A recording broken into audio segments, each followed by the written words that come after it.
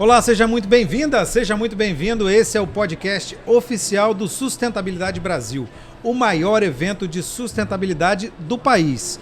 E a gente conversa agora com o Paulo e com o Stan para a gente saber exatamente como que as empresas precisam se comportar em relação a temas ligados a meio ambiente, a sustentabilidade ao meio ambiente, a questão social e também a governança, e focando principalmente na governança, que é a praia de vocês.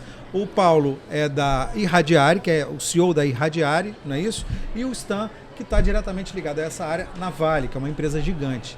E aí, ESG é só uma sigla, Paulo, para a gente se preocupar e fazer o social e aparecer, ou ela tem um impacto na empresa? Como é que isso funciona?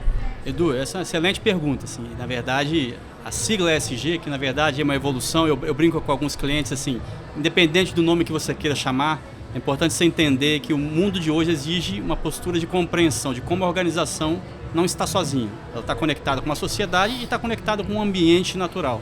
E ela tanto impacta essa sociedade, esse ambiente, como também é impactada por esse ambiente e por essa sociedade. Então, assim, já não é mais uma escolha da organização querer fazer ou não uma agenda de sustentabilidade ou uma agenda ESG, como queiram chamar. Assim, é fundamental que ela entenda que diversas dessas dimensões, seja na questão ambiental, social, de governança, vão impactar o negócio dela.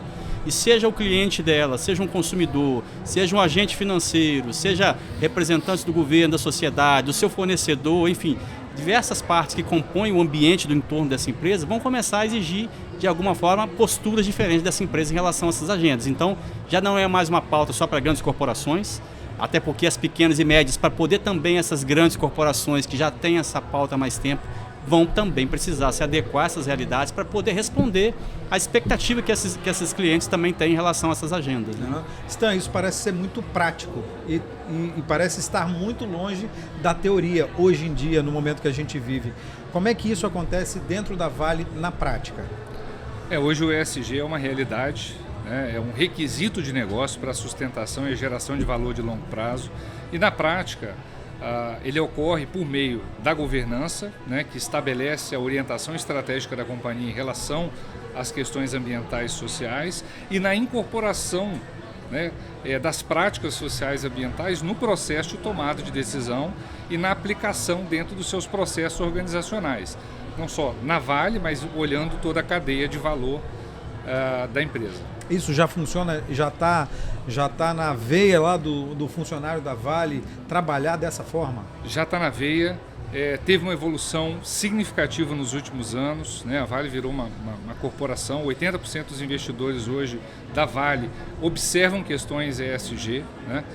Isso se traduziu numa governança específica para esses temas, com assessoramento de comitê de sustentabilidade ao conselho, e a tradução disso dentro da gestão, por meio da estratégia, dos indicadores de metas, que tem alavancado uma série de projetos, digamos assim, para que a gente possa alcançar um melhor desempenho de sustentabilidade na companhia.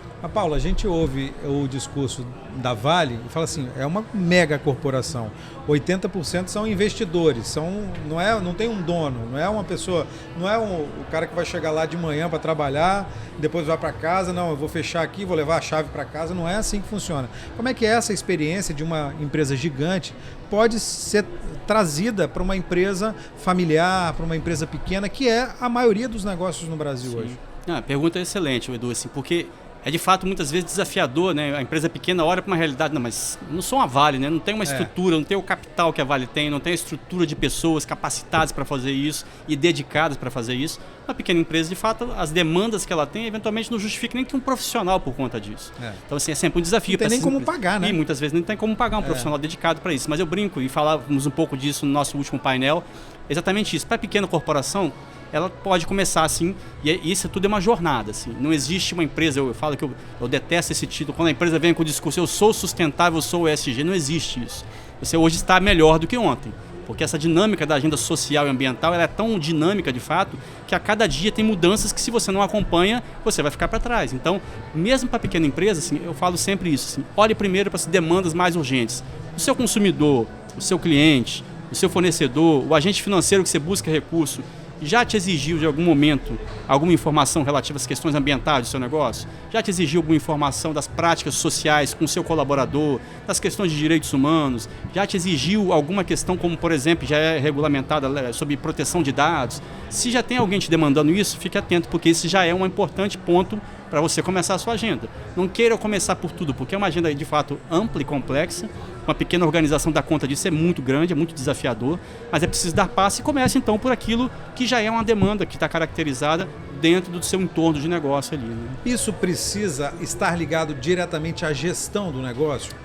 Eu pergunto pelo seguinte, porque às vezes o pequeno empresário está preocupado em gerir o negócio dele, fazer ele rodar, fazer ele funcionar. Às vezes ele não tem essa preocupação porque ele é um marceneiro, por exemplo, está preocupado em cortar uma madeira do tamanho certo, em fazer a forma ali, em desenhar e tal. Às vezes é um serralheiro que está preocupado em fazer um portão de metal e não sei o que. Ele não está pensando nisso, ele está pensando em faturar o dele, levar o dele para casa, sustentar a família. Você acha que a gente tem como educar esse empresário e mostrar para ele que isso vai fazer a diferença e isso realmente vai fazer a diferença, vai dar retorno para ele? Sim. Não, é fundamental. A educação é fundamental, Edu, né? Em qualquer campo, né? E aí o exemplo que o Stan acabou de trazer, assim, a Vale, que é uma mega corporação, já está com isso internalizado porque é uma agenda que já faz parte da rotina dela já há mais de década isso, né? A exigência do mercado internacional já antecipou em muitas questões que hoje a gente está vendo no Brasil como sendo urgentes de ser trabalhado. Então, assim, esse pequeno empresário é óbvio que ele não vai ser tratado com o mesmo nível de exigência que uma Vale, que tem capital aberto, listado em bolsa, que tem uma série de exigências do mercado financeiro, regulatório, de investidores, mas é importante que ele esteja atento a partir desses primeiros sinais que vão começar a surgir, porque pode ser, por exemplo, se esse pequeno serralheiro tiver uma oportunidade para participar de um processo concorrencial, por exemplo, de uma empresa de grande porte, que já tenha estabelecido algum critério em relação a essa agenda, pode ser que ele não consiga participar de um certame de concorrência, porque ele não se adequou minimamente a alguns desses critérios. Então, vai chegar sim, vai depender, óbvio, da complexidade da atividade, em que medida aquele negócio está conectado com outros negócios que já têm nível de exigência maior, mas ele vai chegar, e é natural, porque entender essa relação de qualquer organização com a sociedade e com o meio ambiente é fundamental para a própria perenidade dos negócios. A gente falando assim agora, nesse momento que a gente vive hoje, parece, isso é tão óbvio, né? Isso é teria que ser tão natural, né? Como é que é esse processo de educação do quadro de colaboradores numa empresa do tamanho da Vale, que é gigantesca, tem milhares de colaboradores? Como é que é esse processo? E ele funciona para todo mundo, desde a cadeia de direção até o chão de fábrica? Sim, eu acho que o processo de educação, né, ele é chave, né, e o processo de engajamento de todos os colaboradores em prol dessa pauta. Quando a gente fala que colocar as questões sociais e ambientais na prática do negócio, significa que, por exemplo, né, uma pessoa que está lá na operação, que está acompanhando as atividades da empresa, possa se indignar com questões que ela está observando, questões ambientais, sociais, e trazer à tona para uma tomada de decisão e melhoria dos seus processos operacionais, de gestão, enfim, do lugar que ela estiver observando, estiver trabalhando. Quando a gente fala de colaboradores, não só os funcionários diretos, mas todas as pessoas que trabalham dentro dessa cadeia de valor, na operação, nos sites ou fora, né, dessas localidades onde a Vale tem operação. Então, esse processo de engajamento interno é fundamental e de compreensão que talvez a metade do esforço da sustentabilidade está na simples atitude do funcionário, do colaborador se indignar com uma situação que ele tem observado e que ele acha que deve melhorar. Então, assim, eu acho que a evolução dos processos educacionais, de um modo geral, né, tem trazido uma maior clareza e uma lente maior da sustentabilidade para que as pessoas observem essas questões relevantes que precisam ser mudadas, né? E isso tem sido a chave da transformação da companhia no olhar de risco, no olhar de melhoria do ambiente de trabalho, em várias esferas, na questão ambiental, mudança climática, né, que é o ponto, e também nos aspectos de direitos humanos tem tido uma evolução muito significativa nesse ponto. Stan, você acha que isso tem impacto direto no dinheiro, enquanto a empresa consegue faturar, consegue lucrar e consegue ter um aproveitamento a partir do negócio dela? Sem dúvida, eu acho que isso leva um olhar de simplificação, um olhar de otimização, né? E um olhar de prevenção muito importante, né? E isso tem impacto direto no resultado do negócio, no curto, no médio e no longo prazo. Então a gente está falando, né, de uma empresa que tem uma visão de longo prazo de sustentar a geração de um resultado ao longo do tempo, que é muito importante. Então, acho que olhar todos esses aspectos, né, e poder enfrentar as questões do dia a dia, resolvê-las o quanto antes, na medida que você identifica, traçar um bom plano de ação e, claro, conectado com essa estratégia macro da companhia, porque ela tem que priorizar, né, os campos onde ela vai atuar e vai melhorar. Então, acho que essa conexão da estratégia com a disciplina de execução e esse olhar mais sensível de cada colaborador que está dentro da atividade tem feito a diferença e provocado uma grande transformação cultural. Acho que na empresa, acho que todas as organizações têm vivido muito esse processo de mudança, de adaptação a essa nova realidade. A gente fala de Vale, mas aí aconteceu alguma coisa na Vale, cai a ação na bolsa, a empresa perde do dia para a noite milhões de reais. Acontece, é natural, mas aí a empresa precisa estar muito mais vigilante em relação a isso, tem exigências muito maiores. Mas e aí o pequeno? Aí eu pergunto para você, Paulo, como é que o pequeno se comporta em relação a isso? Porque o pequeno não tem essa margem de manobra aí, ela perde milhões do dia para a noite, mas ela se mantém, vai em frente e depois recupera e tem ações para recuperar. Sim. E tal. E o pequeno, como é que o pequeno tem que reagir em relação a isso? Edu, eu diria assim, essa realidade quando você fala de uma Vale ou uma grande corporação que tem ações de Estado, ela é sensível porque o investidor ele é muito sensível a informações que podem colocar em risco o dinheiro dele. Isso acontece de forma imediata. O pequeno empresário não está sujeito a isso, mas ele está sujeito a outros aspectos, né? E eu digo assim, a agenda ESG ela é uma agenda muito da competitividade. Muitas organizações não se deram conta. Por quê? Quando eu falo em investir na questão ambiental, por exemplo, se eu melhoro a eficiência do meu processo, se eu reduzo o desperdício do meu processo, se eu reduzo a quantidade de matéria-prima que eu estou consumindo no meu processo para um determinado produto que eu vou produzir, se eu estou reduzindo a quantidade de resíduos no meu processo, porque isso é custo para mim, eu tenho que pagar para dispor esse resíduo, isso é melhoria de eficiência que reduz meu custo de operação e se me reduz meu custo, vai melhorar meu lucro. Da mesma forma, se eu invisto na questão social, né? Eu tenho um colaborador que a gente fala hoje muito da saúde mental, né? Que é um dos grandes desafios das corporações, das empresas. Cuidar da saúde mental do colaborador não é despesa. Porque se o colaborador de fato está íntegro na sua saúde física e também mental, vai render mais, ele vai ser muito mais produtivo, ele vai se engajar muito mais com a empresa, porque vê que a empresa está cuidando dele, então assim, ele pode responder melhor, vai cair o nível de absenteísmo na empresa, vai reduzir a rotatividade de mão de obra, porque se o colaborador está consciente que a empresa cuida dele, ele fica mais engajado e vê valor nisso e não vai querer deixar aquela empresa. E em última instância, ele vai se empolgar muito mais com os projetos da empresa, vai conseguir ser muito mais inovador, vai entregar muito mais resultado.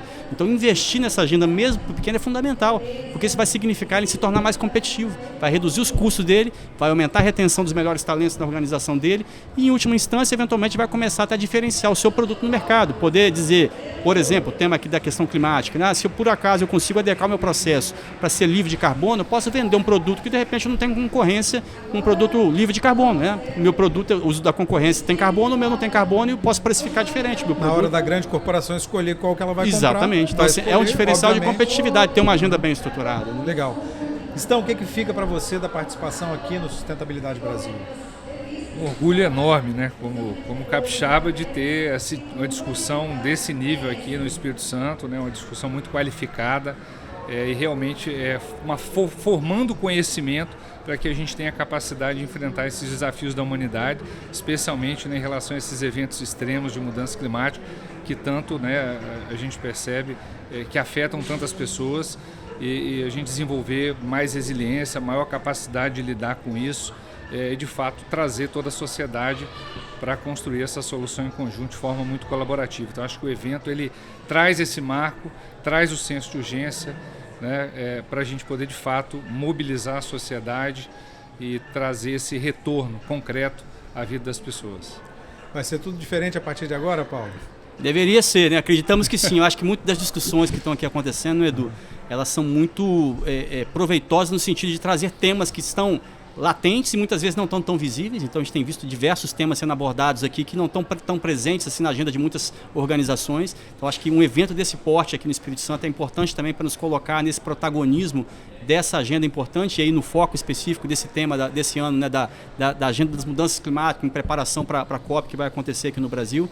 Eu acho que isso é importante porque coloca de uma maneira mais clara para o setor empresarial e para o setor governamental e sociedade civil de que esse é um tema inevitável e que é preciso que a gente entenda o que esse esse tema significa, seja porque vão haver desdobramentos que podem representar riscos, né, regulações que podem surgir e que vão trazer maior restrição para alguns tipos de negócio, mas certamente também vão trazer muitas oportunidades para quem acompanhar, e eu acho que essa é a grande virada de chave, olhar para essa discussão e ver que ela tem risco, mas tem muitas oportunidades que vão gerar muitas oportunidades de negócio, inclusive. Então, você conseguiu identificar essas oportunidades aqui? Muitas, quer dizer, quando a gente fala da agenda climática, nós estamos falando das questões que envolvem diretamente aquilo que pode ser feito para nessa caminhada da descarbonização ser feita, então, desde as questões tecnológicas, de inovação que podem ser produzidas, do ecossistema que você pode criar, de startups, de empresas novas que vão surgir para ajudar a enfrentar esses desafios e também para poder lidar com essa realidade que eu acho que talvez não tenha caído essa ficha para todos, que é da adaptação climática. Assim. Fato é que a gente tem esforços a fazer para lidar com os desafios, né, e mitigando os impactos da questão dos gases de efeito estufa,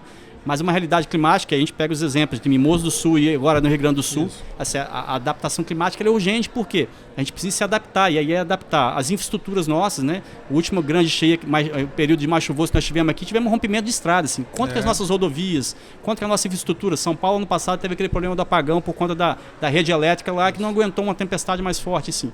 Como é que nós estamos nos adaptando a essa realidade? Isso vai exigir investimentos também, então existe um ciclo de necessidade de investimentos também. Profissionais capacitados, a própria questão dos empregos verdes que tem sido colocado, assim, existe um nicho enorme de oportunidades, né, para poder gerar toda a parte de energias renováveis, de soluções tecnológicas para descarbonização e para melhoria do desempenho ambiental e social, enfim. Existe uma série de oportunidades, eu acho que esse para mim tem que ser o balizador, a gente olhar com esperança de que existe assim, muitas coisas a fazer, mas existem muitas oportunidades nesse trajeto, aí, nessa jornada que eu falo, sustentabilidade, agenda ESG, é uma jornada. Assim, é importante dar o primeiro passo e na medida que a gente vai dando passo, a gente vai se juntando com outros e ganhando empenho para poder fazer o que precisa ser feito de fato. Né? Paulo, muito obrigado pela participação aqui no podcast oficial do Sustentabilidade Brasil, valeu. Stan, muito obrigado também pela sua participação aqui no Sustentabilidade Brasil, o podcast oficial do evento. E para você que acompanhou a gente até agora, muito obrigado pela sua companhia. Até a próxima. Tchau.